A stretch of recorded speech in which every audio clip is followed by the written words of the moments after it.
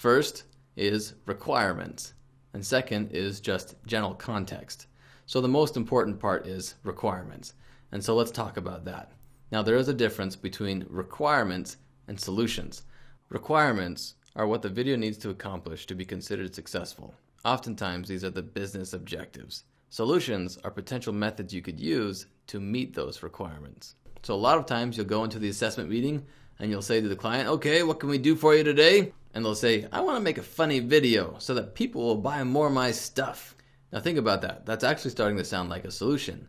I want to make a funny video so that people will buy more of my stuff. The requirement there is that they want people to buy more of their stuff. That's it. That's just the requirement. But they snuck a solution in there.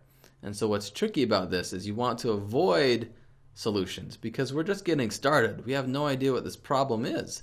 And if we already have solutions, those aren't going to be very effective solutions.